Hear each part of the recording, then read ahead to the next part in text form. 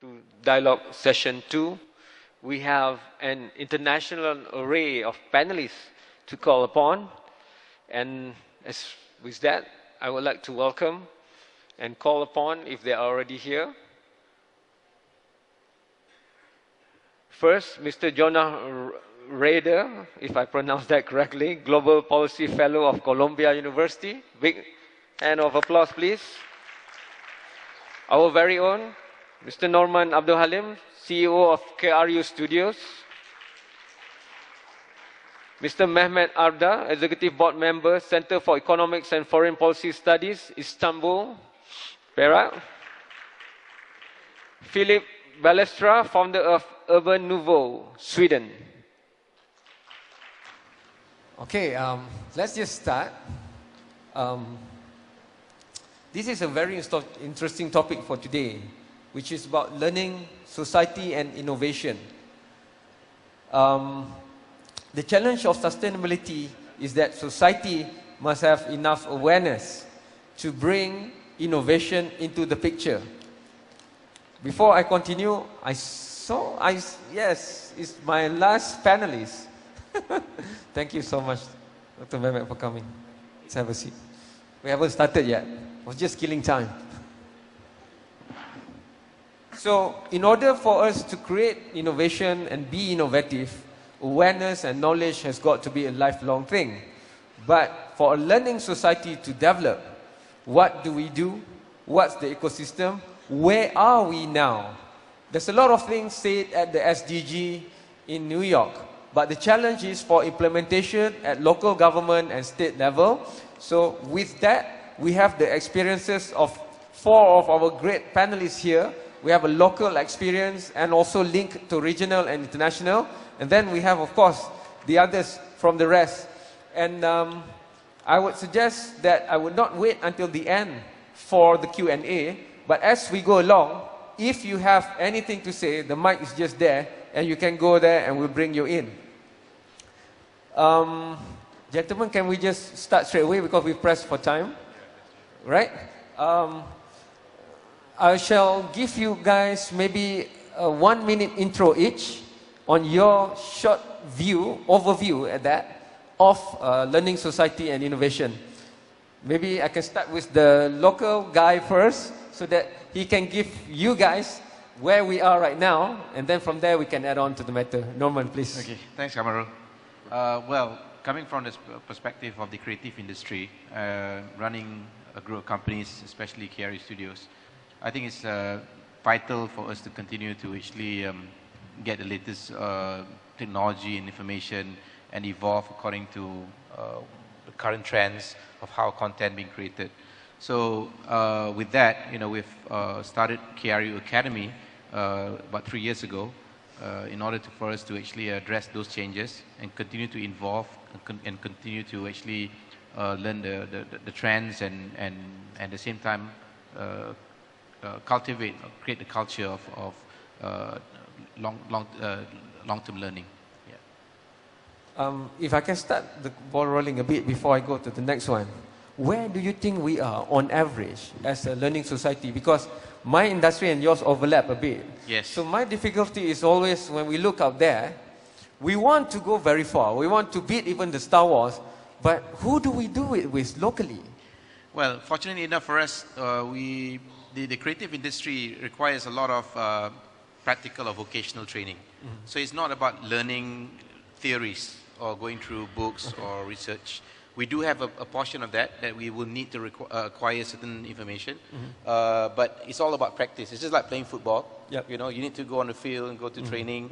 You have the strategy that you can figure out basically how to actually try to play against a team like Manchester United. Yes. But at the end of the day, you just need to actually sharpen your skills and adapt to those strategy that you think that can work to actually compete with the best in the world. I think that people still underestimate certain things like carpentry. Yes. You know, when they had Marco Polo, oh my God. Yeah, exactly. I mean, like the creative industry is not necessarily just about doing visual Yes. effects or animation. Yes. It goes down to even like carpentry, like you mentioned just now, even a good transportation company, you know, and or even how to actually manage schedules and financing of a particular Yep. production. Yeah. Great, great. So let's go into the international thinking about this. And I would like first to go to Mr. Mehmet Arda. Maybe you can share with us your views on this and maybe a bit of a background of where you're coming from into this topic. Okay, thank you. I'm I'm coming to this topic. I'm not a specialist neither in innovation nor in education, but I'm a university professor and I work in the United Nations for 25 years on development. So that's where basically my views come from. And I think in 1 minute, I think one thing which I should emphasize is that as far as skills, the attitudes are very important. The attitudes that one gets during the education stage, both to innovation and to other things, are something which we should not forget about.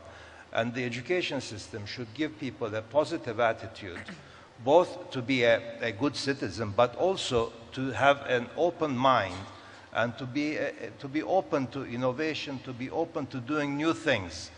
We've been talking about risk this morning, you know, but all that requires an attitude.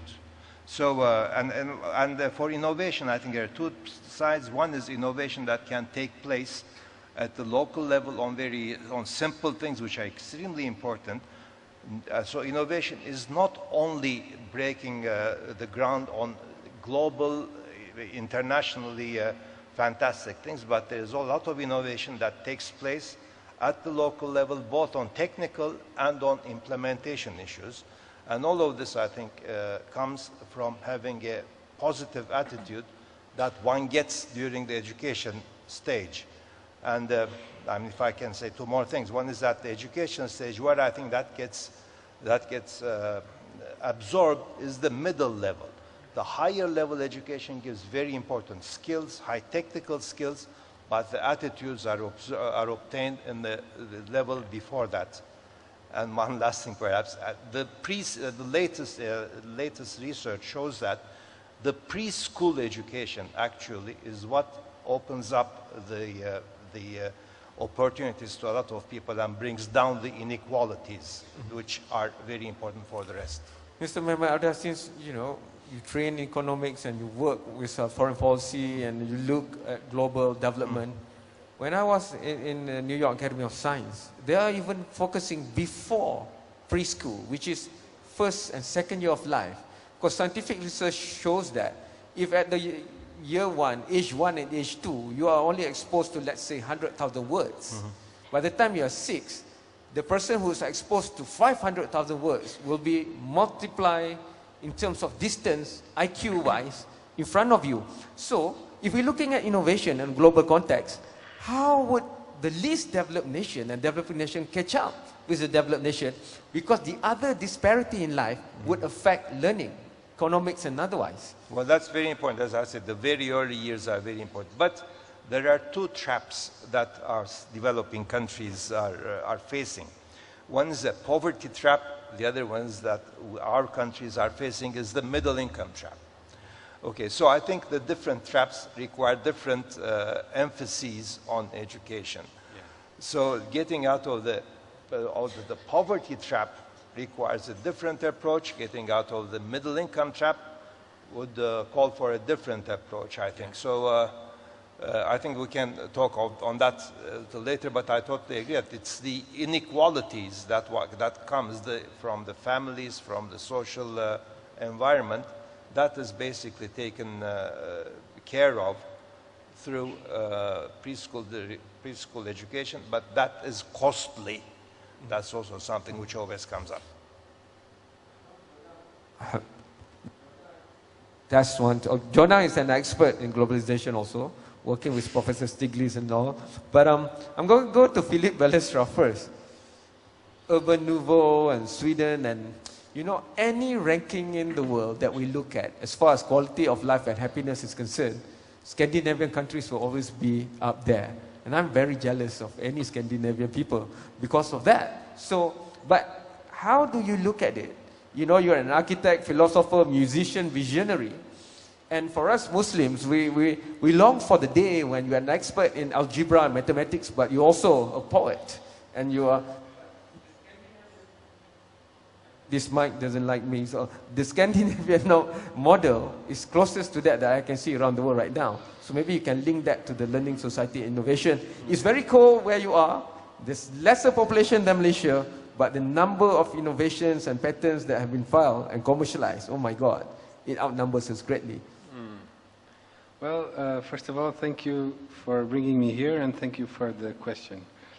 I'm from Brazil. I'm not from Sweden, but I live in Sweden. And the most remarkable aspect of Swedish society is that for 100 years, people have been fighting to have no high class and no low class. So Sweden is a country with, defined by one middle class. So all salaries range from between $2,500 to $4,500 per month. And people have free education and free healthcare, so there's very little to worry about. There's hardly ever any violence. So I think it's very interesting to just focus on a more well-balanced society. On the other hand, people are dressing the same. The houses look the same. The conversations sound the same. So it's starting to be an exaggeration of this extreme balance itself, So it's interesting, yes, for now. About education, I mean, I think education is connected to consciousness. It's more like a path towards a timeless tree of knowledge, and I think that education is not something you pay for. I don't think education is something that you get to become an expert into something. Education is a way of life. I have had a really good father who told me when I went to university, make sure that what you learn in university is only 30% of what you're going to learn. And I think I took that in, and I became a bit obsessed with understanding architecture and design. And when I find myself bored or lacking energy, I go play some music or read some poetry or travel to a beautiful country. Yep. So I think education is something very, very wide and dynamic and connected. Okay. Urban Nouveau, when I read about it, an interdisciplinary platform which supports an open network of human beings solving problems of everyday life and declares itself elastic to bridge formal, informal, legal, illegal city countryside. Yeah. That sounds like, doing things differently, not accepting things as they are, and always wanting things to be better. Yeah. That's always a prerequisite for innovation for a lot of people, but it's not easily doable in a lot of people's perception. Yeah. How do you see it? Well, that's exactly the point. Our job is to make the impossible possible. It's to make the undoable doable. Nelson Mandela said, everybody says it's impossible until it's done. I really like we humans, we repeat, and then somebody discovers something, and then it's everyone's baby, and it becomes accepted by everyone. I'm really interested in this path of conquering new mental or spiritual areas for growth. I really think of knowledge as a timeless tree.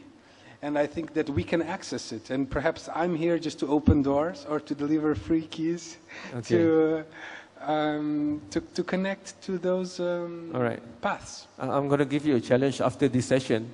Please bridge Brazilian flair of football with Swedish football efficiency and bring that to Malaysia, because we need to move from 170th in the world. Columbia University, very, very interesting university, Global Policy Fellow, that's Jonah Reider, and you've interned for Professor Stiglitz, and you are very passionate about the value of learning in equitable and sustainable development, please put that to the learning, society, and innovation topic. Sure. So, does this work? Yes. Okay, so, well, thank you very much for having me. Excited to be here. Okay. So I guess the whole premise of a conversation like this is an increasing awareness that development and growth is not so much, especially in such a globalized era. Development and growth is not something that arises solely out of capital accumulation or just like wealth just existing, but in an understanding of how to use capital and how to use factor inputs to in an efficient and innovative way. And so in that sense, we can think of innovation and the determinants of innovation, like learning, as being a critically important factor in meaningful development. And so I think, and I'm especially kind of curious about this as a student myself, I would like to push people to think about how learning occurs in a society and where it occurs and who is doing learning and who is innovating.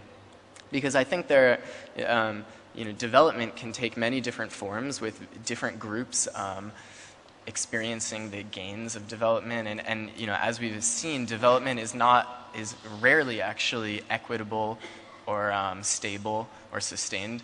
So it's very interesting to me to hear this repeated mantra of schooling being a source of learning, because I do totally agree that education and professional degrees and learning in the academy is an important aspect.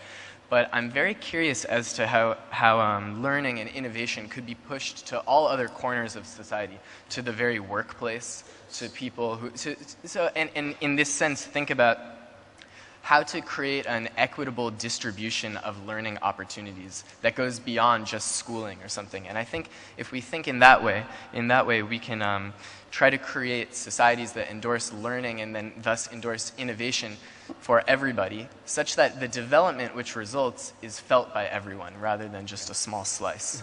That's why I want to bring it back to Norman, because in the creative content industry, I think we've taken the formal institution of learning way. We have diplomas, we have degrees for filmmakers, for media, for broadcasting, script writing, whatever it is. But if we measure that to the outcome and output of where our creative content is right now, I'm sure none of us will be pleased. We're pleased that there's very innovative plan to turn Para also into a creative content player. But how do you see what Jonah said right now? Because that has always been the bane. We spend about 10% of our budget nationally for education. Part of that went to creative content and training. But the outcome to be measured. Okay. Thank you very much. I agree with all the panelists. I think it's very important to look at the alternative way of learning and trying to adapt new technologies and way how to create content and create the economy of a particular country. Well, considering Malaysia that we just started to actually have a real proper plan, which is part of the economic transformation program that was announced sometime in 2008, if I'm not mistaken.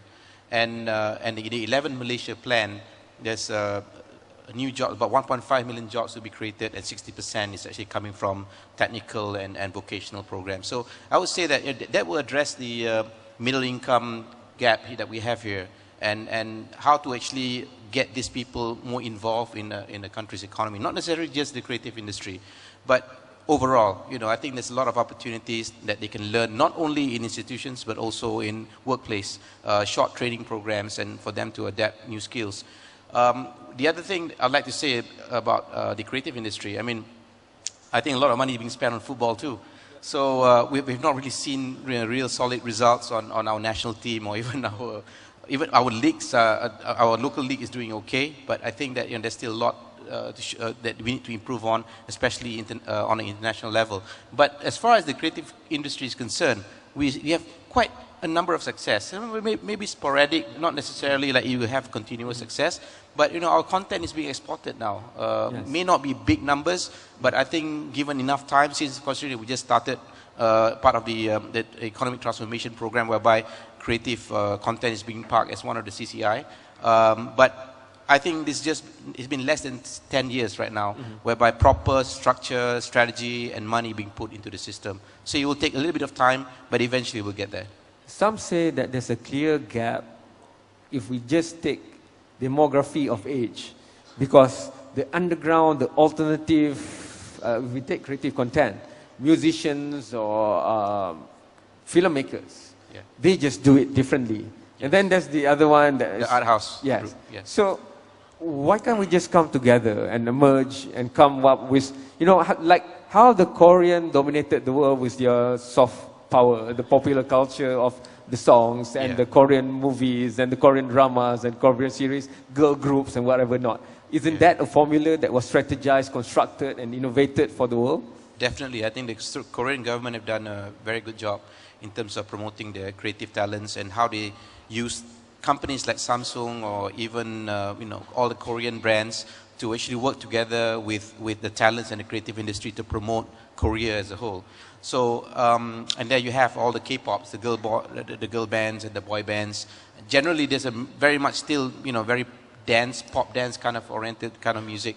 Whereas in Malaysia and in most countries, we have a lot more diversity in terms of our offerings. Same goes with films. You know, a lot of filmmakers would like to actually produce content to compete in festivals. So in festivals, whether it's in the Berlinale, Sundance, or Cannes, or whatever, you know, they appreciate a different kind of content. It's not the kind of the popcorn box office movies that you see in cinemas. And these are generally the art house filmmakers that would actually be inclined towards doing more drama-oriented kind of genre. Mehmet, I want to link that to what Tommy said earlier today, the courage to lead now. Because if we look at what we have right now, it might not be encouraging. Our football is 170th, our movie export used to be great even in the 70s, but now the neighboring countries are also above us and stuff like that. So the courage to look to the future and come back to the moment. Because I remember this RM1 company that was taken over at that price, and then straight away, I don't have to look at Emirates because I can just look at the small red dot called Air Asia. Straight away, they put out an order for 200 planes. So there were no customers yet at that time. They didn't have the online buying mechanism, but the courage to know what's out there and just go for it, Mehmet. Well, I'm coming back to what I said, the attitudes to life, basically. You know, we talk about who teaches. There's a lot that one learns from the elders, from the, you know, the community, etc. But that is basically knowledge that maintains the status quo. That is maybe to improve what is being done. But in order to go beyond that, you need an attitude for self-confidence. And self-confidence, I think, is what one gets. Again, I'm emphasizing the middle level. That is where one gets the skills for doing high research. That is in the university. But I have seen many times that even the high-quality research that is being done in countries like ours does not get reflected because people who are doing that don't have the confidence to come out and say, this is a big thing, you know, this is what we're doing. And I think there, something which is important is the demonstration effect of some people who have done something well in the countries. So if there are a few things which have been done and which have been successful as innovation, as you know, important breakthrough, then that should be emphasized, that should be pampered, that should be put forward. Everybody should know about this. Mm-hmm. That, I think, is an important thing because that gives people self-confidence that I think schools should give, but that schools cannot. And I think we have to, just to add, we are living in a globalized world. I mean, what is being done has to be, in order to be important, has to fit in with what the globalized world is doing, what the global system, global industry requires, and we're part of that. That we have to take into account. It's not, you know, when I was when I was young, it was a different thing. So things changing, And one has to be open to what is happening in the world and take that into account. But the confidence and attitude, I think, are very important. If I were to go down that road of point, the education system, for one, it's been said that the current education system that we are using, the basic is way back to the first advent of Industrial Revolution. You put one person and 20, 30, 40, and you expect that one person to give everything to the 40, 30%. But now, the word facilitator comes to mind when we talk about a teacher. Because a teacher cannot beat the standard 2 primary school student in even using Microsoft Words, Microsoft Excel. And the student will be counting the marks and printing out the marks for the teacher, for example. So that has been heard more and more in this country. So while we are focusing so much on education, maybe the argument is to hit the reset button, hit that paradigm shift thing, instead of trying to move it and transition it in a nice, non-disruptive way. Your point of view on that? Because many countries around the world are still struggling with that. Well, look, technological improvements are very important. You have to do things well. That is the first thing. Things have to be done well and as they should be. That is the first thing. But what we're talking about, I think, here, to go beyond that. And to go beyond that, one has to question things first.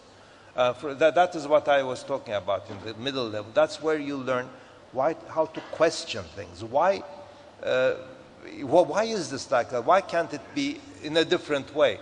And that is the key thing. I don't know how to do it. I don't know how to give that attitude. But I think that is the where people should focus. Education should focus if we want to have innovation. How to question the issue. Before I bring Jonah and Filipe into the question, I would like to bring the crowd into the matter. Who believe that in school, the children should be let loose? They should run, they should jump, they should talk, they should make noise, they should question and question. I don't think they should jump, but they should question. I don't think they should make noise. But the question is, you keep saying, going into the class, the teacher says, sit down, keep quiet. Then how would they ask? Because they will be afraid to ask. Yeah, okay. Any views from the floor? Or Parakians to not curious and not asking questions? I don't know, I'm asking you guys. The mic is just there. You can walk up to the mic now. You see, there we go. The questions are not asked. That's why I'm trying to get them to ask so that I can say this is a good crowd. You have Malay College Kuala Kangsar. You have now UPSI, formerly MPSI. Without these two institutions, Malaysia might not be where it is right now.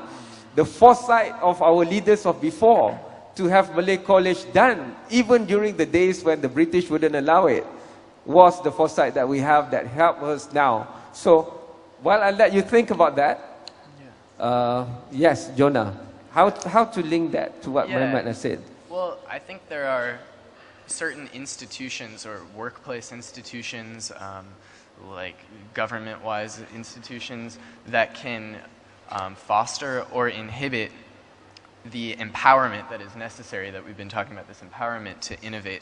And so, like, going back to this idea of, like, should we let school children do whatever they want? I think that's not the right way to phrase the question. The spirit is completely on point. And instead, it should be a thing of how can we create jobs and schools even, and just general lifestyles where people are predisposed to be able to ask questions and innovate and whatnot. So, you know, instead of having jobs where you're just hired to do something and you have no say in how your firm operates, or your wage has no relation to the profits that your business makes. These are things that I see as inhibiting innovation on an institutional level. That doesn't have necessarily to do with schooling or something, but I think it's a way to link the sentiments of empowerment and whatnot outside of, and go beyond just asking should school children jump around or not. Yeah. Filipe, in that respect, there are schools in the world that are now using Minecraft as pedagogy. You know, you go to class, you go into Minecraft, and you don't have to take exam because if you go to the next level, meaning you pass the first level. So that's the picture I'm trying to paint here. While here in Malaysia, we can't let our young kids bring their smartphones to school. And then they ask us, the adults, this clever question. Fine, then there's haze, then there's storm, then there's traffic jam, and my transport cannot pick me on time. So how am I going to tell you where I am? It's getting dark, right? So the kids are asking for things that we, the adults, are stopping them from having because we fear the risk, like what Tommy said. But some other places, they have adopted it all the way. That's why Minecraft is now part of learning. I'm worried about that, you know. If I bridge backwards to what I was saying before, I did architecture university with urban design university, and I was very disappointed because we were in the studio looking at computer screens for about 5 years, and we would spend one day on site to listen to the local communities if we wanted to. If we didn't want to, we could just draw, come back to the studio, design a whole project, and pretend that that's being a good professional. I mean, it's important to understand that the office is the evolution of the factory, okay? If you watch Charlie Chaplin's Modern Times, you know, and he's walking home with this automatic movements from the factory. We're doing the same at a mental level. And I'm concerned, I'm interested to find out to which extent also the office typology, which basically takes over modern society, is in itself a limit against progression. I mean, we could talk about financial interests. I mean, rich people getting richer, poor people getting poorer. I mean, this system of education is not really about questioning and evolution, you know. Although there are some really interesting examples right now, like one kindergarten in Tokyo called the Fuji Kindergarten. It's a donut-shaped building without walls, and the children go to the teacher that they want to hear.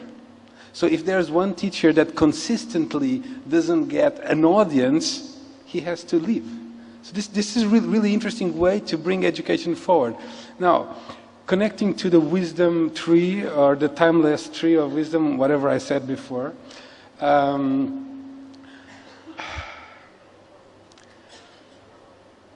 believe the biggest blockage that we have is fear. You know, we're afraid of ourselves, we're afraid of succeeding, we're afraid of change, we're afraid of mutation, we're afraid of connectivity and of transformation. It's exactly through that tunnel we need to go to bring, to go to the next level of the real Minecraft called the shared reality. Normally, it's not me asking this question, okay, because they have put the points like that. Yes. No problem. Daring to ask the question, fear is stopping it. Yeah. In our country, is it?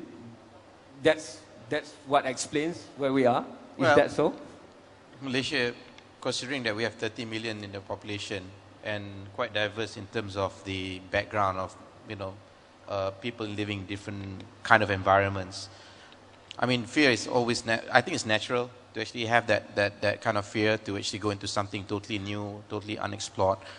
But I believe that, you know, whatever been discussed and said here, we need to transform. Over time, you need to actually evolve. And we can't really expect things to change like immediately tomorrow. Okay, now let's have kids jumping in school and ask questions at the same time. But, you know, if we were to actually, you know, slowly evolve and try to actually get them on the same page, because, you know, you're looking at different kind of dynamics of people that we have here in Malaysia.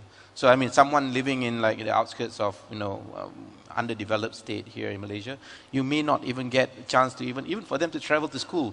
Probably they have to actually take a boat, you know, and it'll take them probably 2 hours to get there, and let alone having handphones in you know, in their classrooms. So it's a different kind of dynamics altogether. Yes. See, when I come down, there will be questions. My name is Abdul. Hello. Okay, my name is Abdullah. I'm from Manjong, Perak.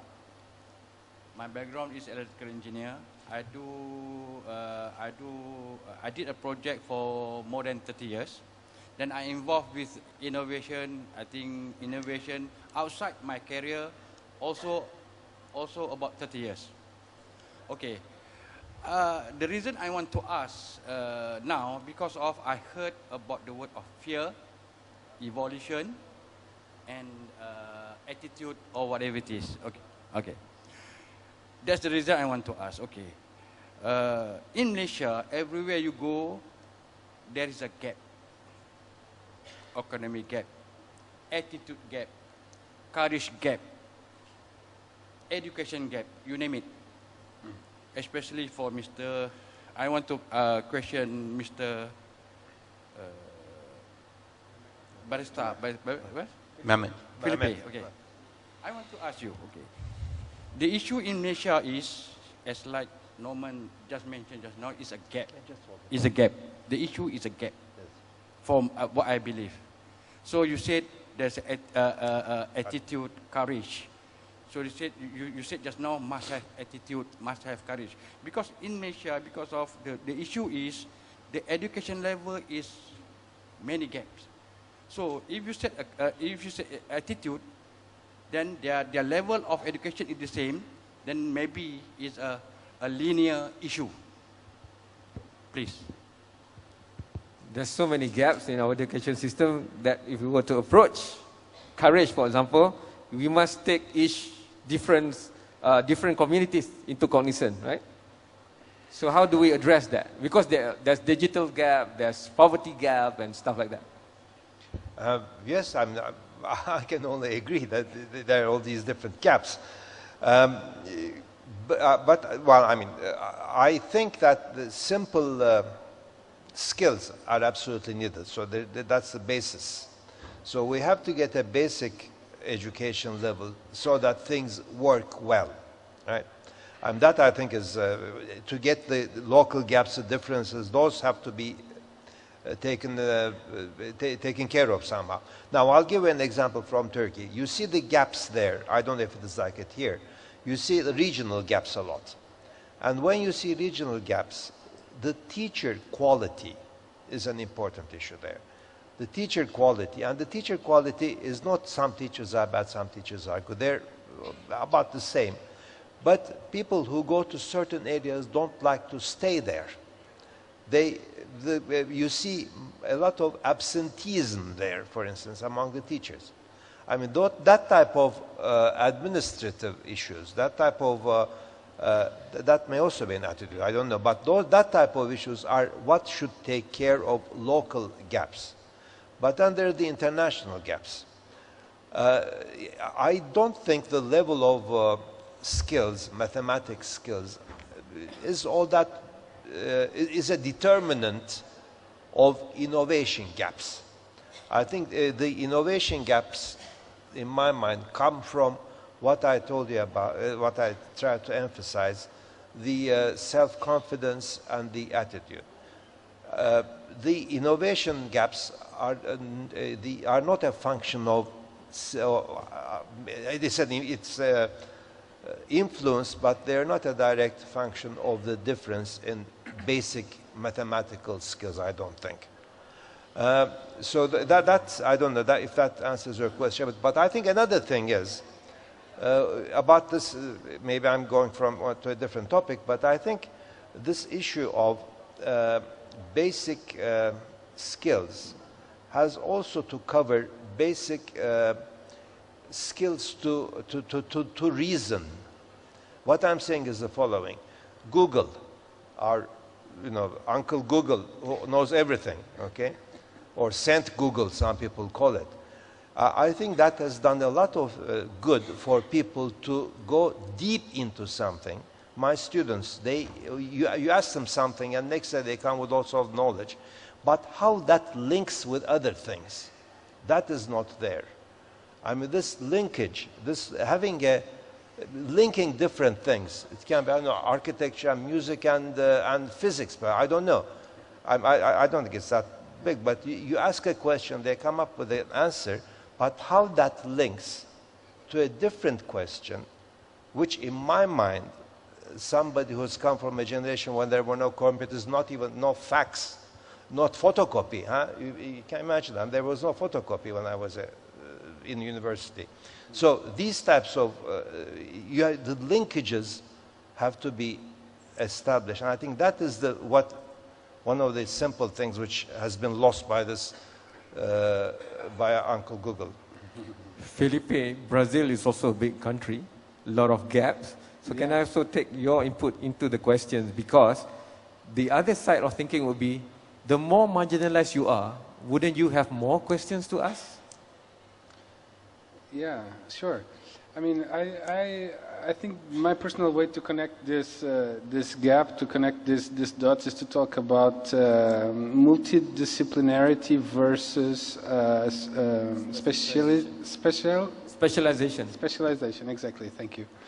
What we are doing in our company, we're working with mixed teams. So we have one architect and one engineer and one, for example, shaman from a local village, and people that have different capacities, and they speak different languages. Even though they're all talking English, it's all different vocabularies. And the first couple of days is usually a bit edgy, but after a while, ethics becomes the fuel of connectivity. So I'm really interested in working on the next step after this extreme specialization. For example, talking about topic number 2, bridging the other gap, nature as the number one creator of culture, weather and topography and so on, creating culture. I'm interested in understanding how culture is something very, very local, and right now we're kind of addicted to instruments that are all about spreading globalized culture. And I think in terms of Malaysia, it's really interesting and really important that we protect ourselves to make sure that the 10,000-year-old villages in the tropical forest or in the seafront are preserved. Otherwise, the islands can become so generic that there is nothing interesting, except price, to come here. So a lot of what we do is discover the super local. Okay, so the understanding how the local recipes of food, the local vernacular architecture, the local dialects, art, music. How can this sustain the future? How can an investment to protect this sustain the future? I mean, this is where Brazil is going. This is where hopefully Malaysia is going, and I think we have to be careful with extreme globalization. So you're looking at macro and micro. Yeah. All at the same time of convergence. Absolutely. Scale is a human mental construction. It doesn't exist. Mm-hmm. Okay, interesting concept. Yeah. Another question now? Hi, my name is Bobby. I run a consulting firm called Matricel. I've got an observation and followed by a question. You mentioned Google, and notwithstanding digital divide, so let's take away 3 billion people on the planet. There's another 3.5 billion people who have access to the internet. Knowledge has become, I would say, democratic.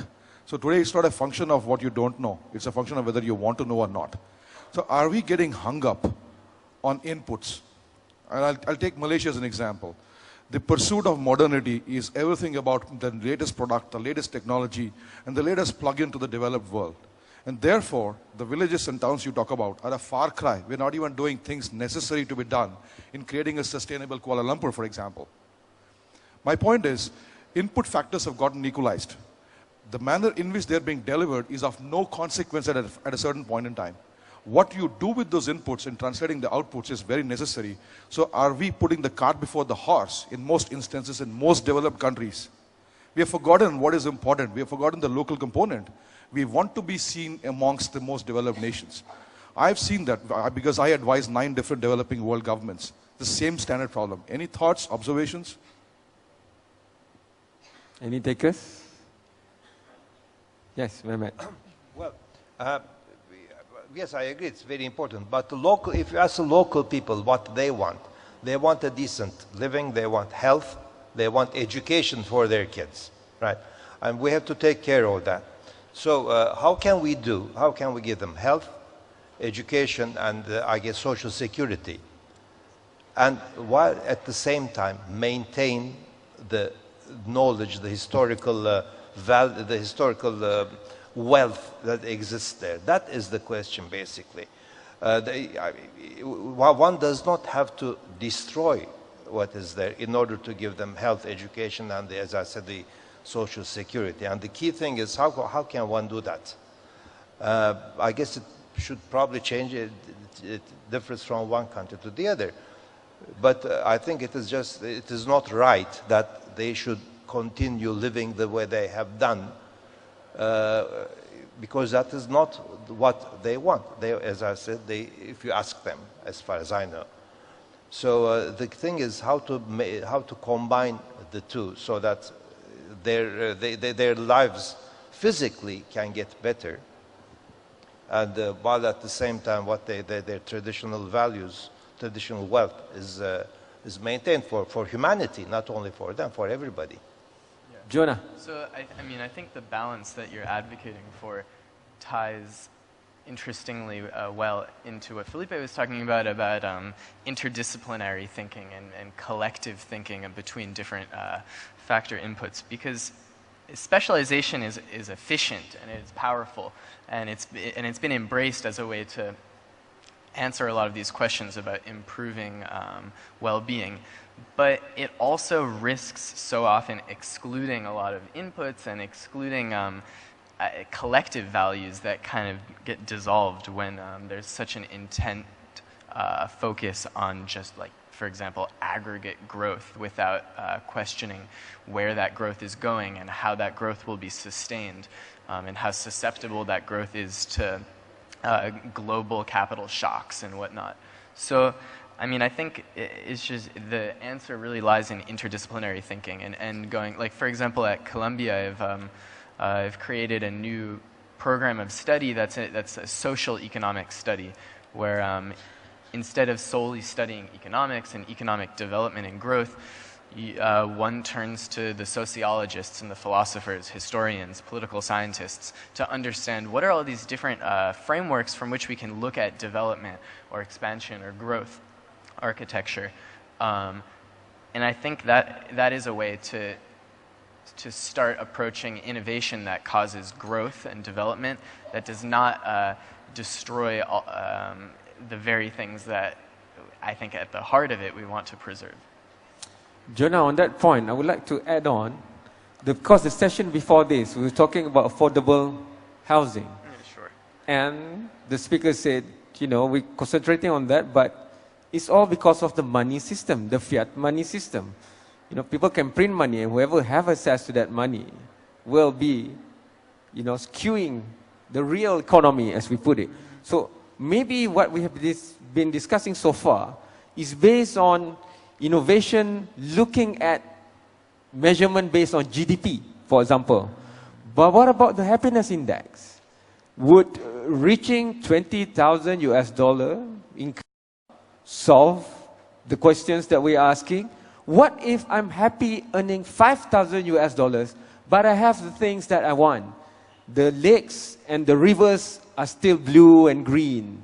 There are trees around for me to climb or to eat fruits from, as compared to this mountain of concrete, for example. So, from a global perspective, one of the tough questions to the developing nation is that what kind of perspective are we looking? Because we do know where the developed nation has gone, we don't want to follow that in its entirety.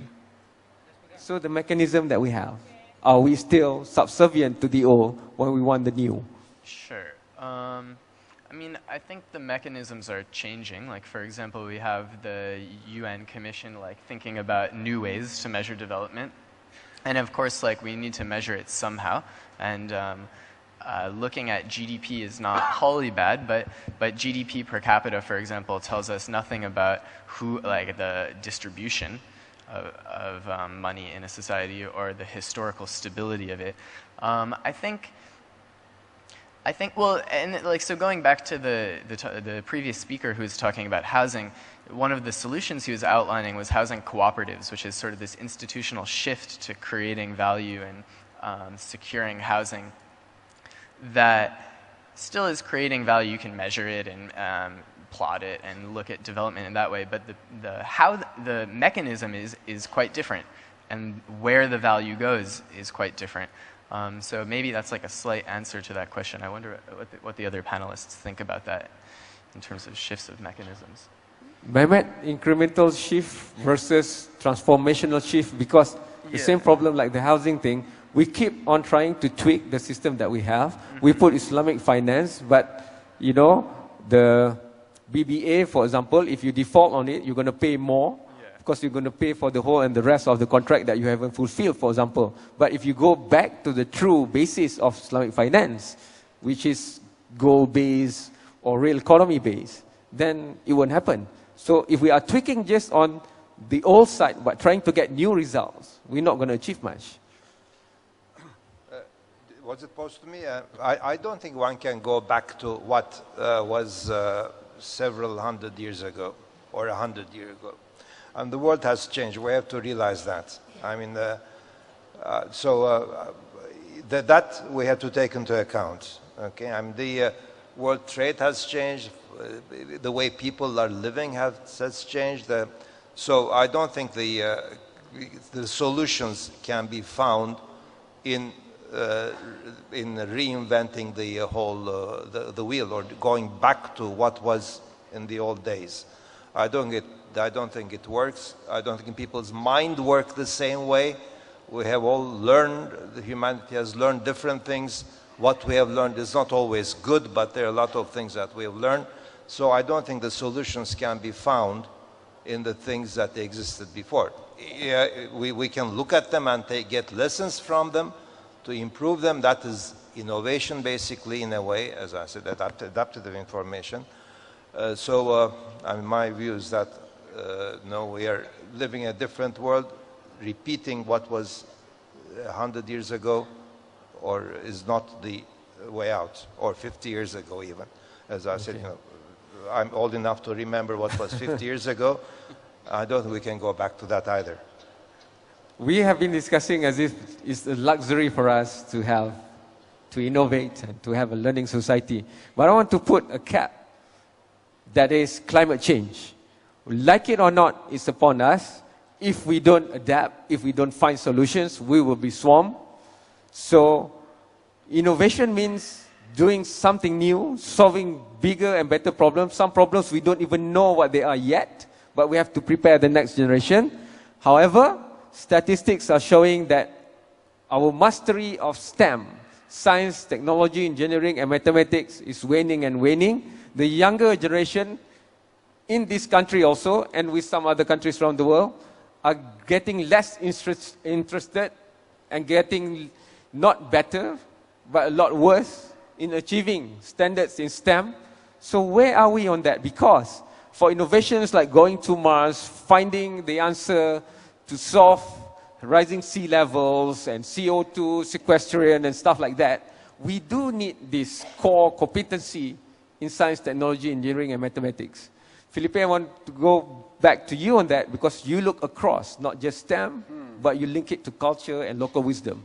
Yeah, you know, I would like to say that I agree to some extent that we can't go backwards, we cannot be who we were, but I think that sometimes with the exaggeration of efficiency, for example, Monsanto super seeds that grow really fast and poison people. I mean, I think there's a lot to learn from the tribal aspect of culture. I think reality is cyclic, and in architecture, in writing, we do go back to the archetypes and we do reinstall the operating system from time to time. Regarding innovation, I must say with all respect, it's a word I dislike. Okay. I don't use it because, I mean, please don't take it personally, but innovation, you know, if people are innovating to innovate. So, for example, people are making a chair with 5 legs because it's new, but it's not necessary to do a chair with 5 legs. We do not need to invent a new chair. We need a list of priorities to tick. You know, there's a lot of energy that is not being channeled in the right direction. So I must say that when we talk about innovation, we should talk about innovation as the path to improve the lives of as many people as possible. If we say innovation to improve the life of as many people as possible, I'm interested. Okay? Okay. The last and not least, but another interesting intercultural gap. You know, we have been talking about urban exodus for at least 100 years, and right now in Europe there's a movement called the transition movement, which is the opposite. It's the urban exodus, the rural exodus. Sorry, people are moving to the countryside. People are quitting their CEO jobs, their high salaries. Like one of my best friends, you know, perfect career. He moves with the love of his life to a farm, and they are 99% self-sufficient. They don't need money. They are living love. And they do some jobs here and there to buy cigarettes or to buy Nike or to buy jeans. But, you know, they don't need money and they are focused on well-being. And this is a revolution. In Sweden, there's a lot of people also leaving the city because they want to breathe fresh air, because they want to look at trees instead of looking at concrete buildings. And I must say I understand them and I relate to that. And I think some of this courage to fight fear, or using your words, what was the word you used? Your attitude, exactly. The attitude of freedom is sustainable in itself, you know. But see, I admire that sentiment, but that's like not a sustainable, you know, the way things are Jonah, now. if you can turn to the mic a bit. Yeah. Sorry.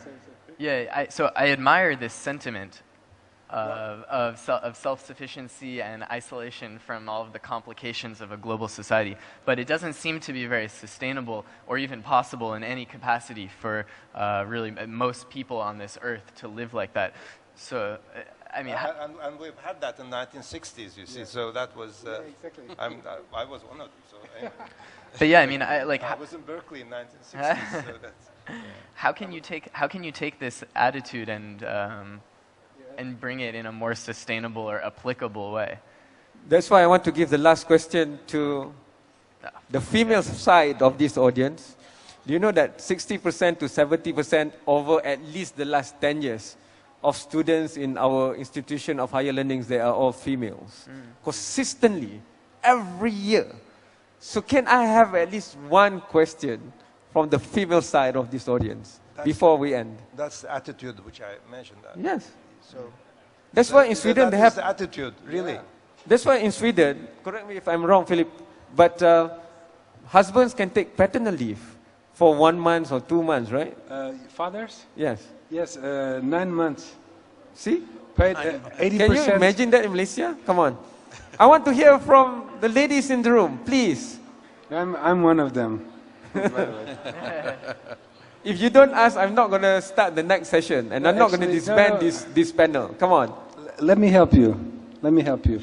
In India and in Brazil, when we're working with slums, or urban villages, as we should say, we're working with women because men are at work doing really hard jobs and women stay home with the kids, and they are responsible for building the environment. So I mean, it's so amazing to work with women because there's always tea and there's always food on time. Everybody's happy. There's no competition. It's more like distribution of tasks and cooperation. I would also like to hear the feminine point of view. Come on. One. I promise you, we're not going to move. Norman has a movie to make, but I'm stopping him. One, please. In Turkey, it would have been all women who would be asking the questions. Exactly. In Turkey. This is your time. I'm helping you. Never mind. They are so powerful now. They hold the majority in many important places. I'll still be here until tomorrow. A lot of you guys will still be here. So I'm going to give maybe 1 minute each to each of my panelists to sum up. Maybe we start from you, Norman. Well, I'll talk about learning society and innovation. That's the subject here. But I think we have, in a way, diverted into other matters as well. I think the most important thing is to actually ask yourself what's your definition of happiness and what you want to achieve in life. Not necessarily the Western standards is the same as what we want here in Malaysia. And I sit in a panel of a number of programs run by the government to actually give opportunity to young entrepreneurs. And I see all kinds of ideas. Someone want to be a fashion designer, someone want to do games, want to do apps, and all kinds of things. So again, you got to ask yourself, and those are the entrepreneurs. And we may even have people who don't want to be entrepreneurs as well. They want to keep their life simple, basic, and as long as they continue to can live in a society. And I know a group of people, because we run a label called Iman Music, and this label focuses on nasheed and zikir and stuff like that. And this society is actually very simple life. They want to have a mosque nearby their houses, and when they call for a kanduri, a gathering, they actually don't need to spend too much because everybody understands that basically everybody chips in. So again, everybody's got different standards and definition of happiness. And I think, and I believe that, in terms of where our country is heading, especially in vocational and technical training and vocational training, I think that's the way to go. And not necessarily everybody's got to have straight A's to be successful in life. So in short, you're very, very positive for the future as far as learning society innovation is for Malaysia. Yes, I'm very positive. I mean, we're heading the right direction. Cool. Jonah?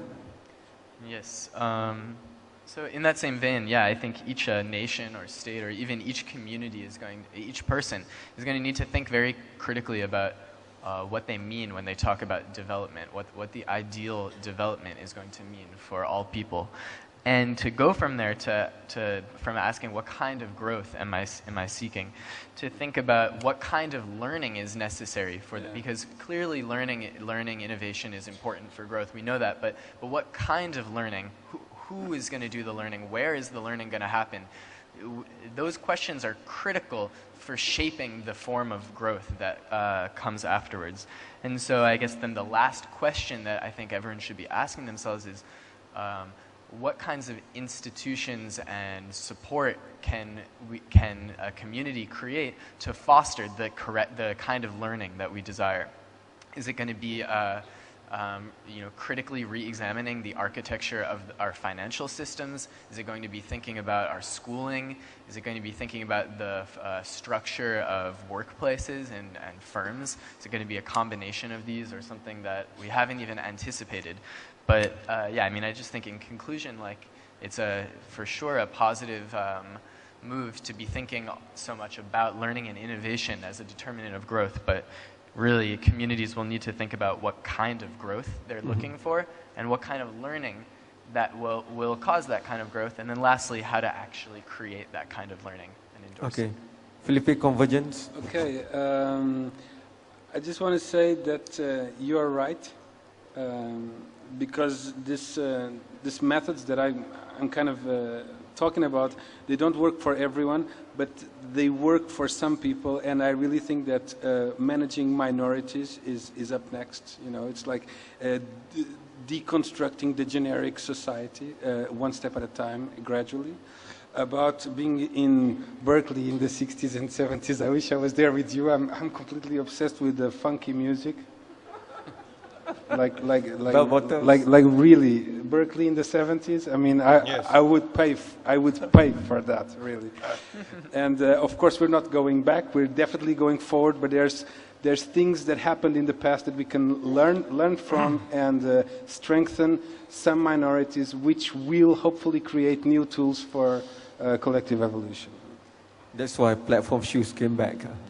Mehmet. Okay, now one thing which I want to emphasize that innovation is not only technical innovation in a company. I think innovation, when we talk, in my mind, when I talk of innovation, I also think of innovative policies and institutions. I mean, they're not something which is useful in themselves, but they foster education and innovation. So the governments, unlike what our speaker said this morning, in my mind, there's a lot of importance in institutions and the government policies which provide the environment. So there's innovation in that as well. Now, secondly, knowledge gap we talked about. Knowledge gap is something which knowledge doesn't stay put on, knowledge advances. So knowledge gap, I mean, somebody is going, we have to run faster in order to close the gap. Huh? The gap will be very important as long as we don't run faster. So that's an important thing.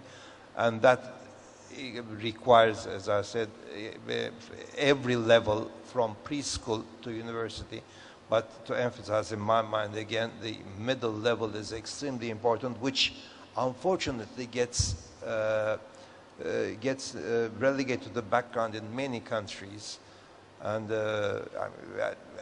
every country has its own needs, as I mentioned. The poverty trap has a different needs, and middle income has a different needs, and high income trap, I guess there is no high income trap, but that has other needs in order to improve the lives of the people, and that's what we're looking for in the end.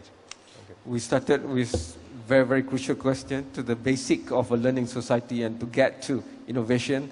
We even asked about the curiosity and daringness to ask and courage and the fear involved. Then we migrate out all over to the end, where I'd like to again equate what Norman said, that the future, as far as learning society and innovation is concerned, he has seen, I have seen for myself, there are a lot of positive green shoots out there that we need only to encourage for them to astound us. And then Jonah put it just right for us that we need to decide what kind of growth, what kind of inclusiveness do we want. And from there we can determine the other parts.